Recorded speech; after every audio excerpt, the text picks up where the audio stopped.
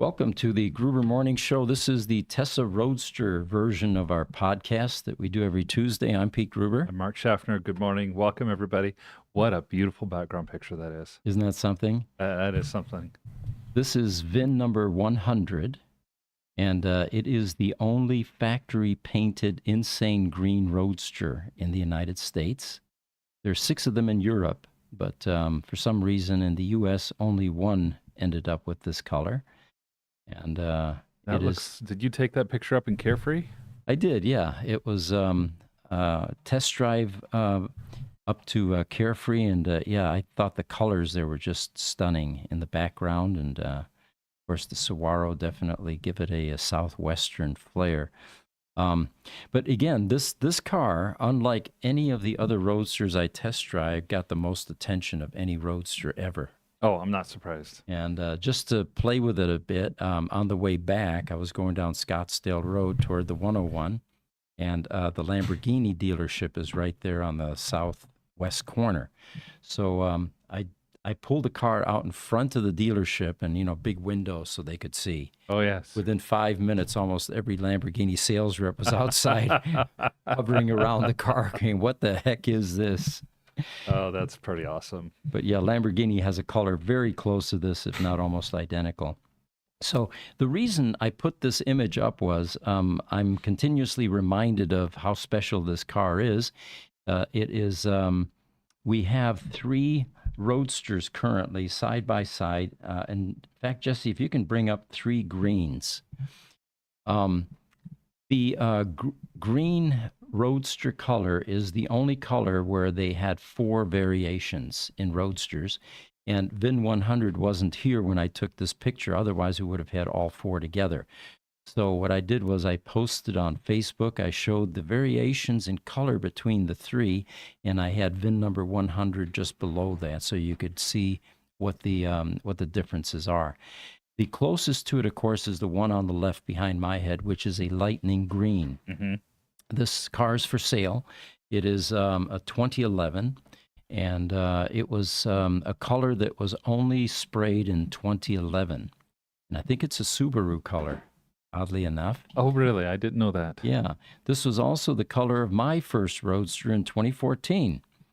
And the one next to it in the middle is also a car that's for sale. It's currently on our Roadster matchmaking site, and it is an email bid car. It's up to $115,000 at this point. It started at $100,000, and I'm sure it will run higher than that. This is the VIN 18 signature car, which has a very rare color, of course. We counted, I think, 23 on the Roadster census site on the registry. And it is immaculate. It is just under 5,000 miles. And let me see if I can get you some more data. Yeah, 4,984 miles. Has a strong battery, CAC 154.64, and it charges at 85% or standard mode up to 188 miles range, which for Roadsters today is very substantial. That's really impressive. And I love the story on this particular one. Why don't you just tell us about the story? Yeah, so we always ask the sellers, people love hearing the backstory on cars, especially with Roadsters because they always have a story, actually. He said this 2008 Tesla Roadster Signature 100 provided funding for children in need in the Northwest Florida Panhandle. The original owner generously donated this Roadster to the St. Joe Community Foundation for auction at the Destin Charity Wine Auction Foundation. So along with a bunch of bottles of rare wines, they had a Tesla Roadster. This car provided money that affected the lives of hundreds of children, including those afflicted by health issues and abuse. At the 2018 auction, the current owner inadvertently left his bitters paddle with his wife and went outside for some fresh air and some seafood. When he returned to the table, he realized his wife graciously bid on and won this Roadster. It's the kind of thing my wife might want to do too. Um, the sparkler-clad champagne bottles popping at his table surrounding his beautiful wife was the second clue, and a kiss from the wife of the losing bidder was his first clue. So, even though he says some of the best wines were being auctioned, this roadster was the piece de resistance. Since 2018, this elusive roadster has sparingly traveled only the hill country roads between San Antonio and Austin, Texas, which is currently where it came from before it ended Right. up at our service center. Now, after being meticulously polished by Gruber Motors, it is time to let someone else enjoy the special sports car. So then we have an hour take. This is our version of the car. First of all, whenever you have a low VIN signature series roadster for sale, valuation becomes difficult since so few of these cars exist. Right. This roadster has a number of collectible components. One, very low signature VIN 18. A limited edition signature green factory color regarded by some as the Holy Grail. 3. Exquisite condition with a recent paint correction and now a full PPF wrap. When you run your hand on this car, it feels silky smooth, almost buttery, Wow. and it just glistens and shines. 4. An ESS main battery pack that is so well preserved it charges to 188 in standard mode with a high CAC of 154.64. That's close to new, actually. Yeah, a brand new battery was considered to have a CAC between 153 and 155. So this is basically new as far as its CAC is concerned. And then we go on extolling its virtues. This Roadster customer spared no expense resolving deferred maintenance, which includes full GMC level PEM rebuild. We're talking about the type of rebuild that we do where we change components, electrolytic capacitors, we change contactors, we change relays, we change the fan control socket. We do a number of improvements to that power electronics module. It's had the annual preventive maintenance done. Mm-hmm. The cooling fan shroud was replaced with carbon fiber. It's the 1.5s are notorious for having a black ABS plastic cooling fan housing mount. And as it ages, it cracks, it crumbles, and with vibration and age, those are usually compromised. So Mm-hmm. we end up replacing them with a thicker carbon fiber, much stronger, and it'll probably outlast the car at this point. Probably will. The PEM cooling and drive motor fans were replaced. The battery coolant pump is replaced. Now these are both DC brush motors, which have two things that end up failing. You've got a bearing or bearings, and you have brushes, which essentially are like two pencil erasers that are riding on a copper commutator, which is the part that spins. Mm-hmm. And they wear with time. In fact, we've done autopsies on DC brush motor fans in the Roadster, and usually it's a collection of carbon dust that's down inside the fan where the brushes have, worn down Sure. substantially. And of course, what happens with bearings that are stickier and brushes that aren't as strong or as robust, you end up with a decrease in CFM, cubic feet per minute, which is a performance problem, especially when you consider that these are two motors that keep the battery cool, which is very important, Right. and keep the power electronics module cool, Which is also very equally as important. Yes. And then finally, a brake system rebuild with rotor resurface and new brake pads. So those are the improvements that this customer has made to this car. We posted this on Facebook, and we had one of the Roadster owners chime in, Keith Wellmeyer, and he says, looks like the Roadster that he saw on display at a museum in Reno, Nevada. If so, I believe the owner at that time was a former CEO of Hyatt Hotels. And I think there's a picture of that. Yeah, if you can bring that up, Jesse, it's VIN 18, and it's showing a signature green Roadster, just like this at this museum. We have not yet confirmed from the current owner that it was the same car that was being displayed at the um, in Reno, Nevada, at the museum. There we go. You know, if you had vision that was powerful enough, you could probably read that plaque and confirm what we just mentioned. But I tried, and I couldn't get down that granular. Yeah, I don't know. That's Wait a minute, Jesse's got something here. All right. What does part it do have you a wanna read? VIN number? Do you see a VIN it there? does Anyway? no, but it does say that this is a founder series, This is Founders. Okay, so it's so not it this is car. not going Yeah. to be this car. All right. The fact that it says it's founder series. For those of you new to Roadsters, you had engineering prototypes, EPs. Those were usually destroyed. Then you had validation prototypes. Those are also test vehicles that would satisfy NHTSA with crash testing. And typically those did not make it into ownership, but with Tesla Roadsters, they did because, well, they were financially strapped and it was, if they could sell them, they would. Yeah. Then you have, after validation, you have signature Roadsters, which in the U.S. there were 100, 250 in Europe. Mm-hmm. And I wonder, Jesse, did if you take a look at the plaque, the little silver plaque by the back wheel, does that say founder series on it? Oh, we can't read that one. Yeah, it's too low resolution. Okay. yeah, most likely it did. All right, so there you have it. This car is currently on the matchmaking site, not the one in the museum here, by the way, but VIN number 18, and bids are up to 115. We have a gentle process for accepting bids on cars.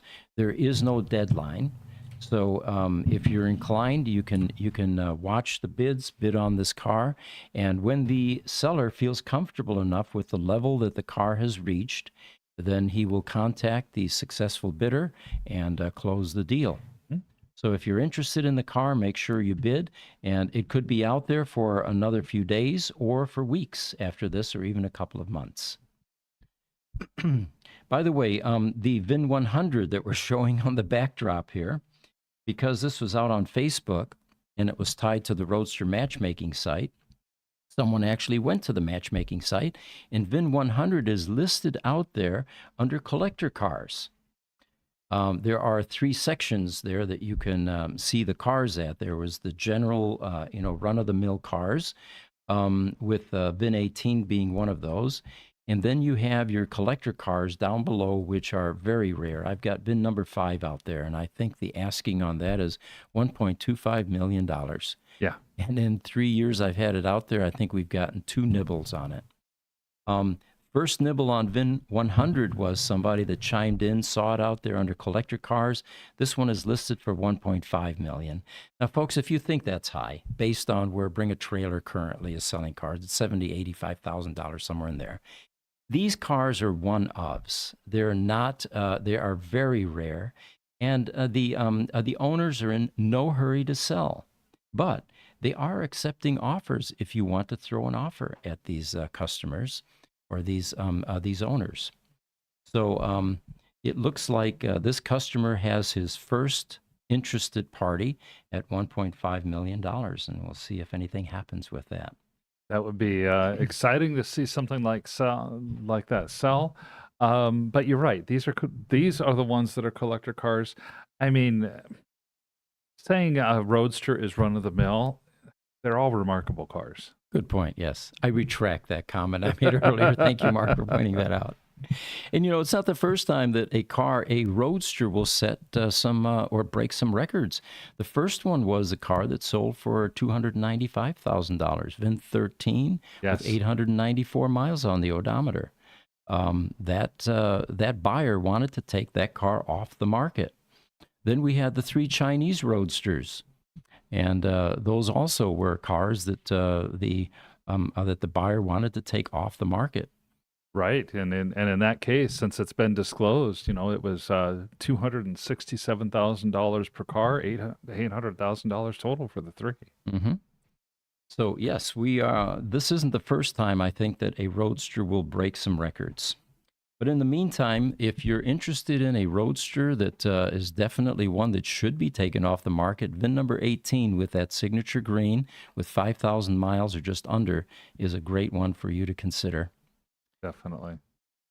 Carlos C. Ramos on Instagram has a question for us. I'm just going to say the English ones because he didn't write the original question in English. How many hours or kilometers does the charge last on a Roadster? On a Roadster, this particular VIN 18 charges to 188 miles.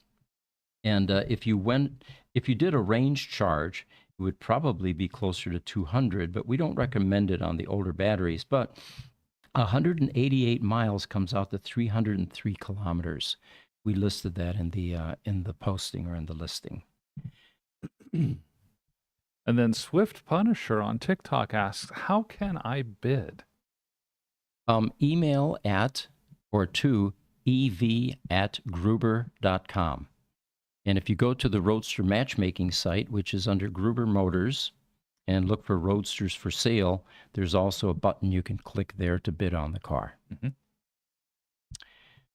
We have a Facebook post here from Europe, and the question there is, what kind of audio upgrades are recommended for the Tesla Roadster? And, that's an interesting question because it all has to do with preference. How big a screen do you want? How many options do you want in it? Do you want CD or not? Right.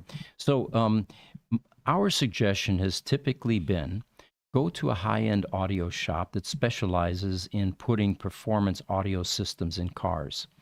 The other reason for doing that is this technology is rapidly evolving. It changes constantly. There's newer, better product, and you're dealing with experts that can take a look at your car and decide exactly what the optimum placement will be and how they can integrate speakers into your door panels, how they can upgrade the woofer, all of those things.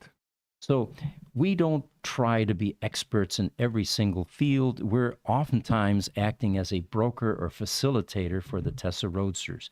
PPF is another example of that. In order to put in a decent wrap PPF shop, you have to have some serious facility upgrades, dust-free environment and skilled people, and you're not going to get the volume necessary to be able to retain somebody highly skilled on payroll until that next Roadster comes in that needs either a wrap or a full PPF treatment. Plus, you gotta have a really cool photo booth. Yeah, that too. Like those guys have. Oh, with those lights. Yeah, with the lights, the honeycomb lights. Yeah. Yeah. Those are pretty cool. So with the audio upgrades, we recommend going to your local audio shops. And again, you don't have to ship your Roadster cross country to get an audio upgrade. But this particular customer is in Europe, and one of our engineers chimed in, and he says, I highly recommend checking and replacing the factory amp. We've seen a few go bad.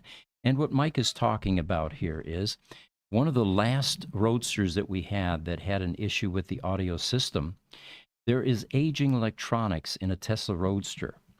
And there is an amplifier, a power amplifier that's on the side of the passenger compartment. As these products age, they're usually full of wear-type components. Electrolytic capacitors, for example, are notorious. They dry up, they short with age, and now you have a problem. Well, this particular power amplifier for the audio system ended up shorting, and the fusing was inadequate to prevent damage, and it actually killed the APS system inside the ESS battery pack, which is the DC to DC converter that provides 12-volt DC to two different places. One for the electronics and the PEM, and the other one for everything else, lights, HVAC, and all that. In fact, it's 120 amps of DC. Well, anyway, this particular power amp ended up failing, and it caused damage. So doing an audio upgrade is probably a good idea at some point, considering that the electronics are going to be aging and potentially failing as well in that area. It sure does. I think I've only heard of the one Roadster where this has happened, but logically it makes perfect sense. We see this with the PEMs, and they're put under the heaviest load, so I could see that they would get the most failures. But anything that's electrical, we've seen electronic. We've seen the switch pack starting to go for the same reason, and the audio amp on this one that took out an APS unit. Mm-hmm. Not fun. Jesse, can you pop that picture up again? 3 greens. I just realized we did not describe the third Roadster that's in that lineup. We've got the lightning green on the left, only a 2011 color. We've got the signature green, which is in the center, and that's that one for sale, VIN 18. To the right, we've got the BRG, the British Racing Green, and some people love this color. But you can see the distinct variations in the green colors there between those 3.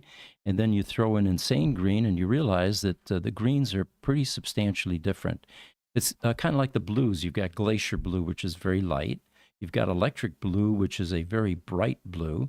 And then you've got your Twilight Blue, which is a very dark. Yeah, the Twilight Blue is almost black. Yeah. And again, in blues, you only get 3 Roadster colors. In greens, you get 4. All right.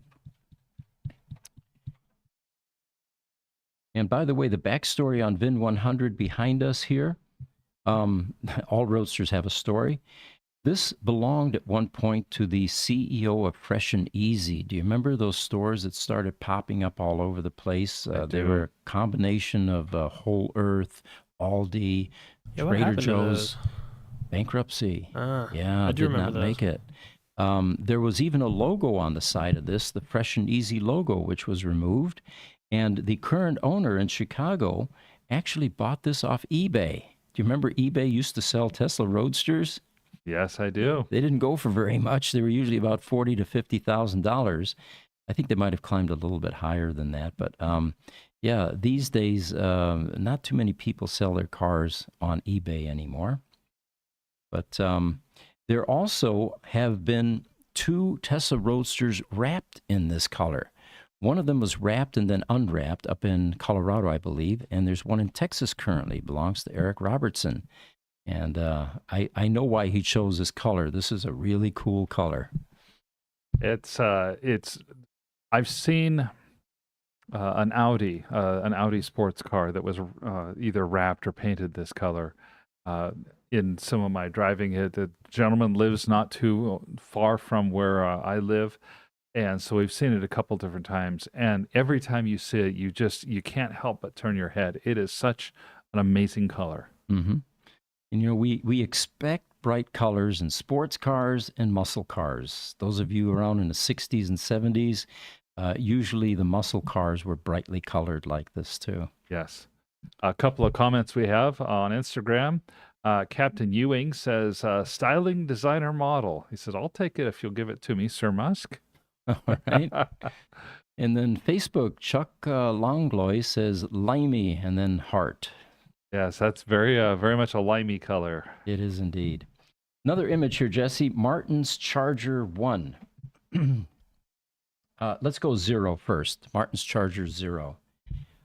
We received a Roadster, bricked actually, and usually we recommend to people that send us their Roadsters, make sure you send your charging cords, leave those in the trunk, because we will test those and make sure that you don't have any issues. The yellow charge cables notoriously fail after 5 years or so, and the reason being is a GFI plug that has a circuit board in it that doesn't like to share its voltage with any other outlets. And in typical homes, you have daisy-chained outlets. You don't get a dedicated home-run outlet that goes directly to your circuit breaker panel. And as the voltage drop occurs with other devices connected, this board suffers and eventually burns up. So we replace those, we repair them, we will extend your yellow charge cable, we will give you a 10-gauge cord instead of a 12-gauge, which is good for 30 amps instead of 20 amps.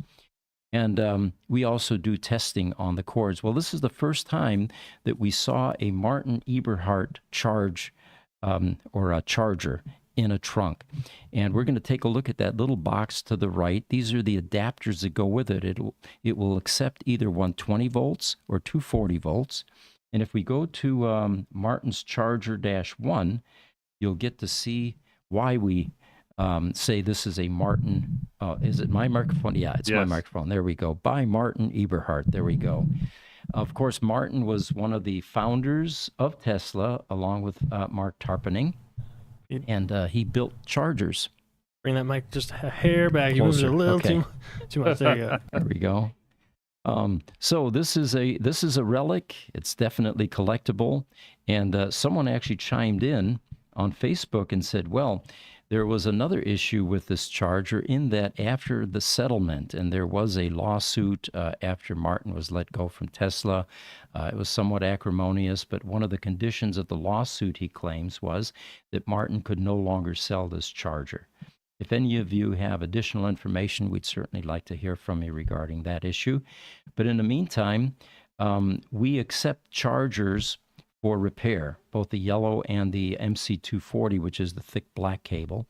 We have never seen one of these. So either they are engineered exquisitely and never fail, or there were very few limited production units that were made. Sure. I did note that yellow cable did not have a GFI plug on the end, and it seemed to be very short. Yeah, that is actually an adapter. What that does is the gray box there has a socket on it, I see. and those twist lock receptacles plug into that box. So the yellow one is the 120 version, and then the two behind my head are the 240 volt versions, and it's most likely a dryer plug, a 6-50P plug, and then the triangular version of that same thing. Sure, Good that for makes 50 sense. amps. Yeah.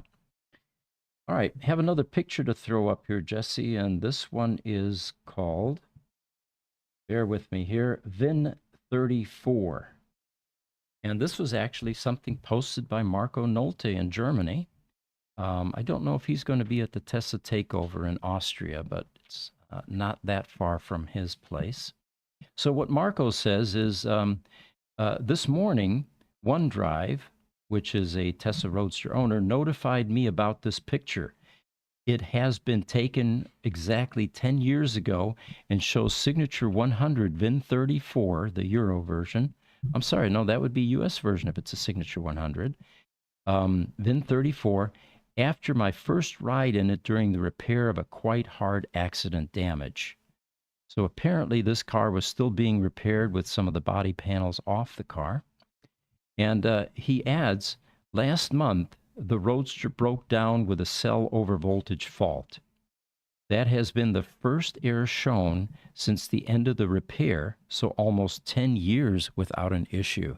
That's remarkable, and this is a skeleton Roadster. It is. There's no back on it. There are no doors. There are no front fenders or hood or. Man, I'm thinking, what kind of damage did this car take? Yeah, it probably went through some upgrades as well during the body shop phase. But what's remarkable is that you could actually drive a Roadster like this. We had a early VIN as well in 2014, I think, that we restored, and it was missing a lot of these body panels like this car. Sure. He says Tesla did a great job with the 1.5 PEM. No issues, no battery issues for 10 years. Incredible. But he says one of the cells developed an overvoltage fault. It turned out to be just a bad battery management board, a BMB board, not a rivet issue, which would have required a battery pull.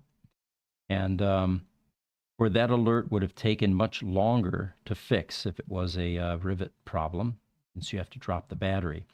He said that the fix was I replaced the BMB board with one that I still had, and the car was ready to go again. 10 minutes pit stop for the next 10 years, hopefully. So there's a Roadster that has had minimal amount of maintenance, it looks like, and I hope that he has at least his annual preventive maintenance done on the car. Likewise, I do too. All right, we've got another picture here, Jesse, and this one is EV Preserve -2. Oh, 1. Let's go to 1 first. This is the time of year that my Tesla number 5, which is a very early VIN, of course, suffers in Phoenix, Arizona, because it is trying to keep the battery cool. And the DC brush motor, the coolant motor pump, runs almost continuously during the summer, and the car can lose literally 10 to 15 miles a night. So, what we end up doing typically is either putting a fan in the trunk to blow on the battery, which I recommend for any of you that have 1.5 Roadsters and live in a hot environment, and or we brought it to the new EV Preserve building. And you can see some of the other Roadsters that are starting to be stored here. It is actually Victor's preference that these cars all line up perfectly like this, and they are within a micro inch of each other because I watch him and he has them back up and go sideways. But since we're going to be in Europe for 3 weeks, number 5 is going to reside in the new EV Preserve building. And we've got another picture here, EV Preserve -2, and you can see another shot without number 5 there before I brought it in with VIN 711, which is our test mule. By the way, that car right by my head was purchased after our fire, and what we badly needed was a test mule car for PEMs that are shipped to us from various parts of the world. Right. It's not cost effective to ship the entire car, although that is our preference when we're doing any kind of PEM work, because you want to match the repairs to the system, check other things in the car. But this particular PEM that's in the car currently is from Japan, and it has gone through successful test driving. So we use this Roadster, which now has an R80 pack in it, by the way. We bought it bricked for test mule type activity for testing PEMs. The facility, by the way, is not quite operational yet. They're still working on some detail type work in the front offices and the control room. But the eventual goal here is to have Roadsters in this storage area with power cables coming down from the ceiling, like umbilical cords, continuously keeping a charge level available for the Roadster to draw on. And then a control room with OVMS units in each car that are sending information to a central server, keeping eye on all of the car's state of charge and the conditions in the car. And that same information that we're continuously monitoring to make sure that no car ever gets bricked in our facility, it will be available to the customers on their cell phone. Fantastic. All right. We'll have a lot more information about how EV Preserve is evolving. Got another picture here, Jesse, and this has to do with wheels. It is White Wheels -2.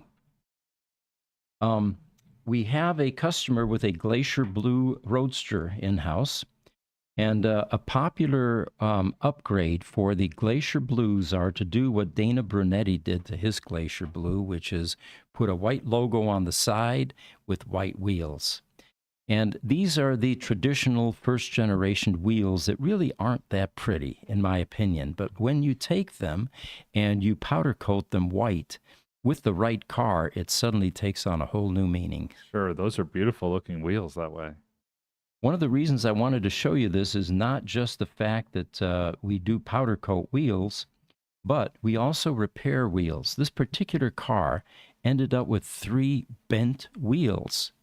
And the only explanation we have is that curb rash was a bit more severe than just a tiny scrape. Sure. So the wheels were they were repaired. We're able to our powder coater actually is able to take the bends out, straighten the wheels, and repair any of the curb rash on the wheels. So these will be going on to a Glacier Blue Roadster, and I'm sure in the next few podcasts we'll have the finished product for you to review. In this particular case, there are also new tires involved, and we're very good about letting the customers know what the date codes on their tires are and what the tread depth is so that they can make an informed decision about whether to replace the tires or not. All right, we have another picture here that we can throw up, and this is the mystery switch, and this is from Facebook again.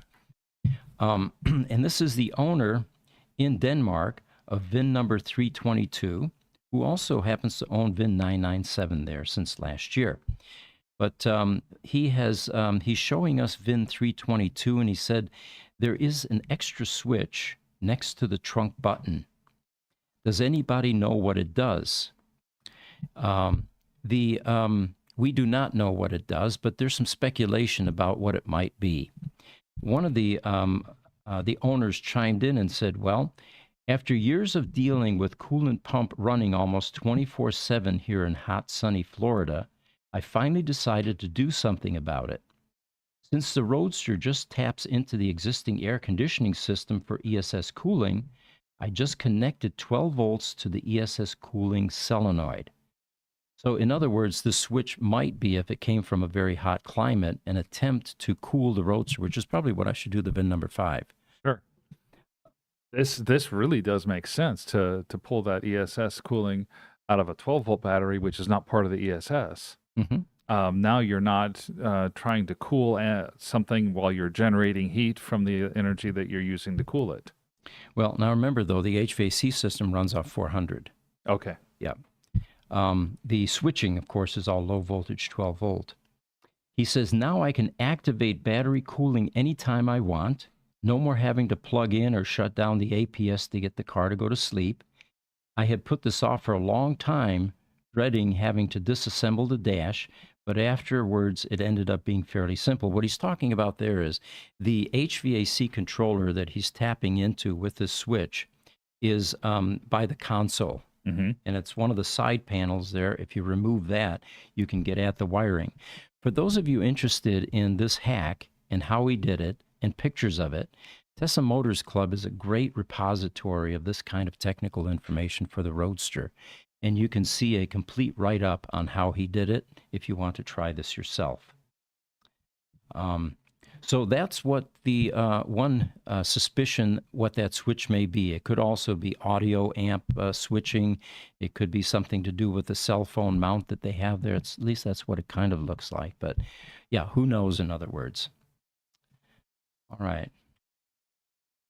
We have another item here. If you are selling a Roadster, check out the free Roadster matchmaking site. And we will, of course, promote the car for you. Of course. Completely free. We have 450 pre-qualified buyers that get sent any new listings. And sometimes the Roadsters sell before they even hit social media, Mm-hmm. which happened with that last Sterling Silver Roadster that just Mhm. sold. Sure did. Then we have an active website with lots of traffic, especially Roadster type traffic, because that's why people go to the Gruber Motors website. So your car is going to get a lot of visibility and play. If your car is at our service center, and sometimes it happens that when a car comes here broke, we fix it. The customer then decides, you know what? While it's there, I think I'm going to sell it. And which is a convenient way to sell your car, because we have daily tours. People come through, and we always point out the Roadsters for sale. Also, test drives would be available if the owner agrees of the Roadster, and oftentimes they do. So somebody can actually try the Roadster before they buy it. And as everybody knows, when you let people test drive a car, it sells itself. And that's going to be especially too with these Roadsters. And then we've also begun to talk about the cars for sale on this podcast. And these podcasts get a lot of traffic. We generally get 500 to 600 views on these podcasts. Well, now that's just on YouTube. 500-600 views. We're on 6 other platforms as well. So Thank you, Jesse. Yes. you know, we're getting hopefully close to anywhere 1,500 to 2,000 across all of our channels over the course of, say, a month after a show. I didn't even think about that. Yeah, you're right. That's a We've got good all point. the other. Well, and on top of that, something else that we want to make sure of, we make the selling process as easy as possible for the sellers with our free escrow service. You know, the car that never made it past onto social media, we're doing the escrow service on, and we're getting the title today, and we've got the funds from the buyer, and so they're going to go ahead and we're going to just help facilitate that swap. That's one of the biggest challenges when you're selling a car across state lines is how does the seller know that he's going to be able to put his car on a transport, have it wait for 3 days, and actually have money for the buyer from the buyer by the time the car is transported, or vice versa. And having us sit there in the middle just takes all of those potential sticky issues out of the way. hmm And by the way, Mark is our CFO. He also runs the accounting department, and that's the team that handles the free escrow service. And it has become a very popular way for people to sell their roadsters these days. Would you say about half of them avail themselves of the free escrow service? I think it's close to half. Yeah. Yeah. Okay. And by the way, people always ask, well, you're doing all this for free. Why?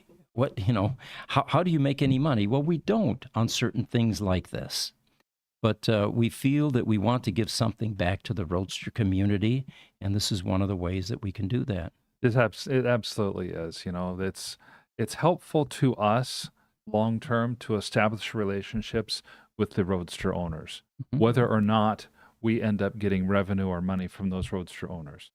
I have another image here, Jesse. It's called Helping Hands. And as our social media presence grows, there are oftentimes companies that view our content and say, you know what, we have a product that these guys would be able to use, and they can promote our product. And since we have an engineering lab, this is a company that came along with this metal device that you see there below with the alligator clip arms on it, and it's all magnetic. You can put a circuit board on here, and there are guide pins down below that will hold the circuit board. And the deal typically is, if you guys promote our product like we're doing right now, we'll give you a free sample of this. Mm-hmm. And that's exactly what happened.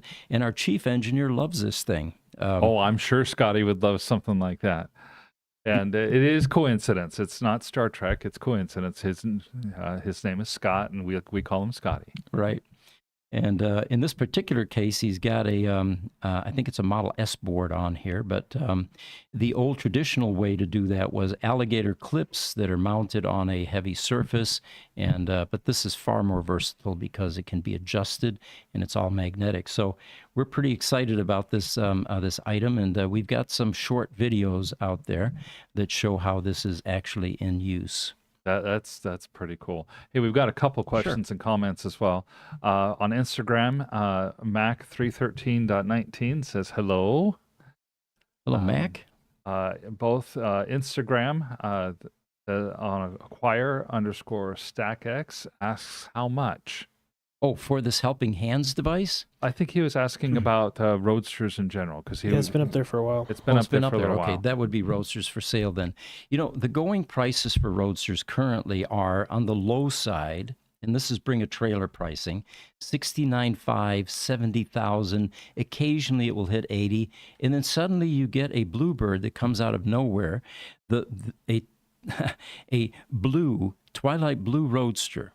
Yeah. Sold for $110,000 suddenly, when just a week and a half prior to that, another Twilight Blue, virtually identical, sold for $84,000, $85,000 or something like that. Yeah.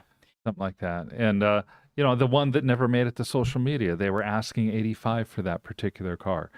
We don't typically disclose the amount of sale. A lot of times we don't know the amount of sale. Yes, because remember, our job is we're the Tinder of Roadster. We aren't involved in the financial transaction other than escrow. Yes, exactly. So while we happen to know that, our seller hasn't told us how much they wanted to, given us the okay to sell, to disclose. But Chuck Longelis on Facebook had basically asked the same question. I haven't looked at buying a Roadster. What would you say is a typical price in average condition? For an average condition Roadster in this market, you can probably pick one up in the $75,000 to $85,000 range. And do I recommend doing that? I believe that this temporary lull is temporary. I guess I prefaced it correctly. Yeah. Right? And the fundamental reasons are a lot of people currently are selling Roadsters. There are health issues, for example. To get in and out of a Roadster requires what's called the Roadster wiggle. I just had a tour come through, actually, one of the local docs who has a Roadster, and his wife was saying, I can't really get in and out of the car anymore. My wife has been complaining about that as well. And it's not just the driver's side, it's the passenger side as well. Passenger can be as bad as the driver's side. Yeah. Now, you throw in a surgery or two, knee surgery, back surgery, forget it. You're not going to be able to use this car anymore. And people that are selling them are reluctantly doing so. The reason we know that is we get a backstory on every Roadster. And no one ever says, man, I'm glad to get rid of this turd. You know, it's No. always, I'm going to miss this car. But I have to. I have no choice. Sometimes the widows are selling the cars. But the reason for this glut in Roadsters currently is because of an aging population in Roadster ownership, pure and simple. When these cars were first sold in 2008, the people buying them were people with disposable income. That wasn't the guys raising families that had mortgages and kids to get through college. These are the people that had already arrived, and those folks are getting older. Yeah, I mean, I've never heard of a Roadster like I've heard of boats. You know, well, the two best days to own a sailboat are the day that you buy it and the day that you sell it. Right. That's the saying. And for Roadsters, it's never been anything like that. Yeah. All right, a few more comments there. I'll let you read those and get into the next topic. Sure. We do have one more comment from Highlander. Thanks for joining us. And by the way, Highlander, thank you for being on our podcast this last week. That was a fun time with you. He said, I love that color. I think he's referring to this insane green Roadster. Insane green, yes, exactly. The next picture, Jesse, is 40th-1. The Gruber companies, combined companies and individual companies, some of them have been around for 40 years now. And to commemorate that, founded in actually March of 1984, we had a 40-year bash. It was a combination of barbecue and cake and a time capsule. And here we're going to be showing, there's the cake. Okay. One of the new divisions isn't even on there, by the way, the EV Preserve. Yes. But here you can see some of the divisions within the Gruber companies. The original ones were actually Gruber Industries. Well, let me back way up. Gruber Associates. Yes. Then came Gruber Industries. Then came Gruber Power Services. Then Gruber Industries became Gruber Technical Services. I'm probably hosing this a bit now. Well, yeah, Gruber Technical Services started up. Actually, they started up under Gruber Power Services because of the contractor licenses that we had to hold under Gruber Power Services. Technical Services needed to use the same contractor licenses. Right. But after that, you had Gruber Motors. And now we've got EV Preserve. And one we're leaving out completely, which is with 7 commercial buildings, we started a commercial property management company, which is Gruber Commercial Properties. So anyway, the point here being is the cake was too small to fit all the divisions onto. But yes, we tried. So the next picture, Jesse, is the 40th-2. What we did was we took all of the various teams, and there were a number of them. This is one of the production teams here. And they took pictures in front of the 40th sign, and each one was polled as to how long they've been with Gruber. And, you know, I stood there right by Wally, and I was amazed at what I heard. There were 10 years. How long have you been with Gruber? 26 years. Yeah. 28 years. 22 years. 18 years. If it was under 10, they were like new people, it seemed like, you know? But yeah, our retention runs extraordinarily high. And of course, that says something about the company. But we had all of the teams come through here. They got their picture taken.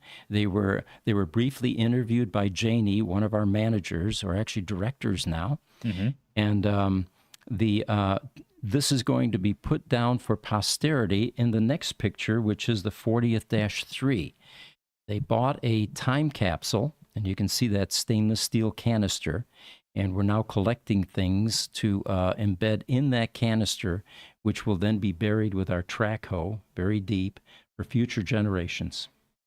Yes, and the things in that basket are some of the things going into that capsule. They have pictures of people going in there. We have one of our famous sunglass cases going in there for Gruber Motors.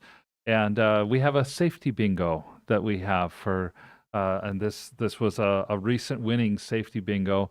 1,434 days, and we pulled out some of the retired bingo balls, specifically ball numbers 14 and 34. Very cool. The safety bingo has been wildly successful, by the way.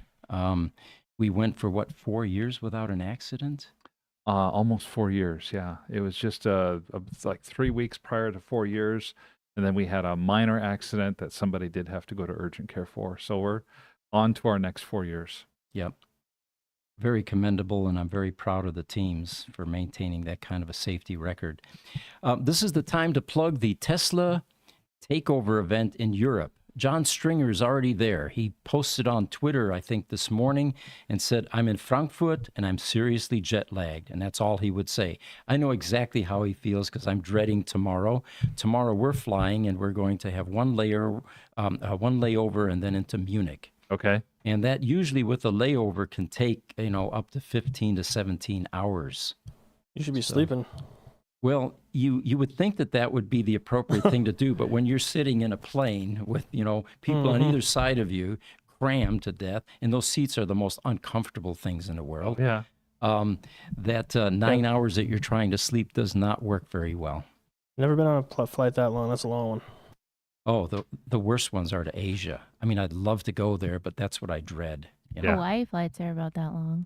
How long was it, Cass? Well, it depends on where you're flying from. So I flew from Illinois once, and that was about an 8-hour flight. 8 hours. Now, see, that's not bad. I've heard 14 hours. Yeah. Anyway, With yeah. a layover, it can be. A lot of places will stop at either Seattle or Los Angeles. Fun fact: if you're flying from Anchorage, Alaska, about a 2.5-hour flight to Honolulu. Is that all? That's it. Amazing. Okay. Yeah, it's almost as short to fly to Hawaii as it is to fly from Anchorage to Seattle. You could probably fly to Russia pretty quickly from there too, right? Oh yeah, you could be the over Bering Strait. You could be over the Bering Strait in Russia in about 45 minutes. Well, that's a sobering thought. All right, so the Tesla takeover in Flachau, Germany, just outside of Salzburg. It's going to be Friday night, and Friday night is the light show, and that's at 2000 hours, which is 8 o'clock. And then Saturday, it starts at 10 o'clock in the morning, runs all the way to 5:30, it looks like, for workshops and guest speakers. I'm going to be on Sunday, not Saturday, by the way. And then there is a music area from 10 to 11 o'clock at night. No, I'm sorry, to 10 in the morning to 1800 hours. Okay, there we go, 6 o'clock. And then there is the music Stadel, they call it. This is German, by the way, so I have to translate for you guys, right? Yes. And that is going to be most of the evening, it looks like. Then Sunday at 11 o'clock, the festivities, no, 10 o'clock it starts again. Here we go. And I'm actually on at 11:45, so just before lunch. And what I'm going to be talking about is our history with Tesla and the Tesla Roadster and the Tesla Roadster history. That will be a lot of fun, and it will be way too early for me. That's about 3:45 in the morning here in Arizona that you'll be talking. That's true, yes. One of our social media team people, my son Max, will be with us. He's bringing a drone. We're going to be doing live podcasts from there, and we'll definitely record and document all the activities there, and we'll be sharing that on our YouTube channel and some of the other platforms from TikTok. So we'll keep you informed, but all of that is happening this weekend starting Friday. So for those of you interested, either join us or make sure that you watch. We've got a few more comments coming up. Chug Longalis has said, in regards to getting in and out, he says, sounds like an opportunity for someone to design a better seat for accessibility. Actually, Elon did that. The original Lotus Elise program was a very high threshold to get in the car. And that was one of the reasons that they ended up changing the body panels and the frame, was because Elon was unhappy with the ingress and exit capability in a Tesla at the time that it was still a Lotus Elise, or more like the Lotus Elise. Very interesting. Highlander says about the car that he likes, lime green. Yeah, that is this is called the insane green color, but it's very much a lime green type of color. And then Chuck Longalis continued and said, when work is fun, why would anybody leave? Yeah, good point. And it definitely falls into that range of if work is fun, is it really work? Yeah. It's actually play, but yeah, I fully agree with that. And, you know, I think the trick in life is to find something that you're passionate about, something that you enjoy, something that feeds the soul. Otherwise, at the end of your career, you're left empty and miserable. Yeah. Elric 2333 on TikTok mentions Illinois plates and Arizona on the Roadster. Yes, they were. The car had been shipped here for us to work on it. From Chicago, yes, which is currently where it resides, by the way. Okay, we've got another image to throw up here, Jesse. It is called Hardtop Case. We get a lot of inquiries about do we have a Tesla Roadster hardtop case available, and we do not. Sometimes we get some that come in with collision damage cars, for example, if the sellers allow us to retrieve some of the items like this. We currently don't have any in stock for sale. You can certainly watch some of the social media sites to see what comes available. Facebook has been a pretty good site to keep an eye on. A couple of sites there, Tesla Roadster Owners Group and Tesla Roadster Owners Club. Those are sites that you can find items like this for sale. But there are customers that oftentimes ask, why aren't these being recreated? It's not that difficult. You go to the right upholstery shop and something like this could be recreated. The problem is the minimum order requirements. To do one of these, the cost goes way up. Yeah. What we typically ask for is a census, basically, of how many people would be interested. And if we can get to a dozen or two, then it becomes cost effective to commission someone to make these. They're wonderful because if you lift the lid on this, which it's not shown here, there's a lot of protection for that hard top inside that hard case cover. And I do not recommend shipping it without some additional packing, cardboard box, some foam, that type of thing, because it won't ship in this case very well or very without any damage. But for general storage, this is an ideal way to store your hardtop. But again, if we can get enough interested parties, we will go to a vendor and find out what the costs are and let you know. All right, let's see if we have anything else here. There's another picture here, Jesse, and that is the Sammy's car. I saw this just a few days ago. For those of you that have been watching our podcast, you may have been aware that during the Barrett-Jackson auctions, the Sammy Hagar's car was to be auctioned off, and this is a LaFerrari. It is currently $3.4 million valuation for a pedigreed car like this. Custom color, celebrity owned. They thought this would sell for about $5 to $6 million. Sure. Well, the car developed a battery problem, and people recognize that we have some skills regarding resolving battery issues. So this car came to our shop for a battery repair. We got the car running. It was a very simple battery, actually, compared to some of the other things we work on. But despite that simplicity, the cost of this battery pack, which is one of the reasons they were motivated to send it to us, was $300,000. And this is for a hybrid battery. This is not a 100 kWh battery that's going to take you, 300 miles plus. No, it was maybe not surprisingly, but it was a fairly small pack. Overall, seeing that pack out, we were really privileged to be able to work on this car ourselves. It was exciting, yes. So what happened was Ferrari got involved, and they decided, you know what? Since this is such a visible car, we're going to replace this battery because we don't want a used battery in this car when it sells. So it is now being auctioned in October. There are 2 times that Barrett-Jackson does their auctions, January timeframe and October. So this car is going back on the auction block, and by that time, they should have a brand spanking new battery in there. I still think it's that Ferrari didn't want to fess up to the egg they got on their face because we were able to fix the battery. Well, Ferrari does have an ego. And so, yeah, that could have been troubling for them that an independent shop actually was able to repair their battery. Yeah, so it's a good reason. It's going to come with a new battery now. Okay. Yep. Well, it looks like we have just a couple more comments, and Yeah. then we can close things up. Highlander first. Go Team Cass. Welcome back, Cass. We're glad to have you back. Yeah, I Hi. was gonna say, by the way, this is her first podcast back. Yes, it's my first podcast back after my accident. She's Mhm. alive. Everybody. I'm alive. It's not an AI voice. Yes, yes. So Though they could do an AI voice for me. They've got recordings in my voice. That's true. Why didn't we do that? We could have Yeah, kept yeah. You guys could have just pretended I was here this entire time. and then on TikTok, Elric2333.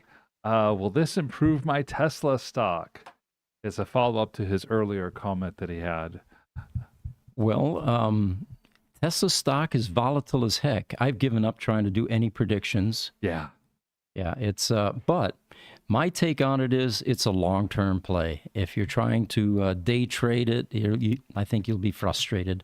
But I think that personally, I feel that Tesla is infinitely more than a car company. They They are not your traditional GM, Ford. They are a technology company and AI. beyond.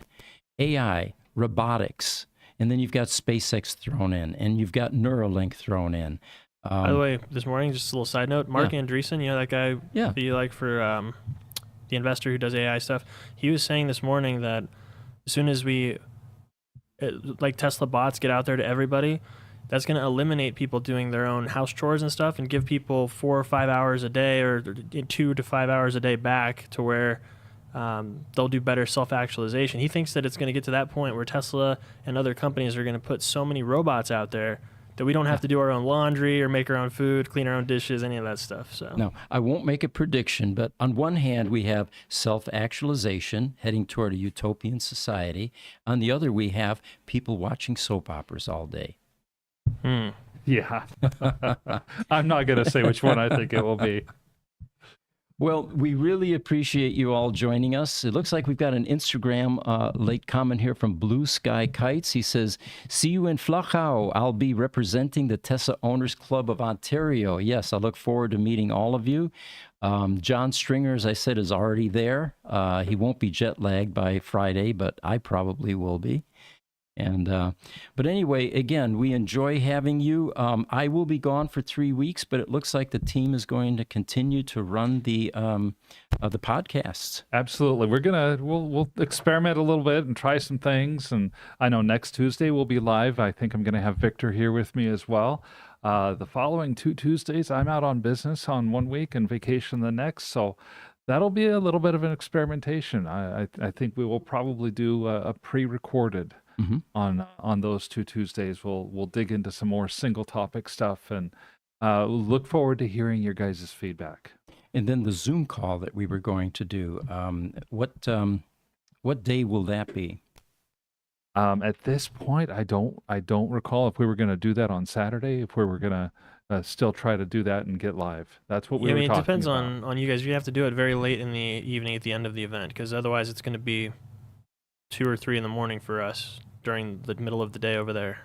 Okay. Well, we'll So- be in contact. And More yeah. likely, you guys will still go live, but you'll go live directly from TikTok over there. We won't do it through the studio through Zoom. Gotcha. Okay. Yeah. So it'll be fluid. We'll do something, and we'll keep you informed.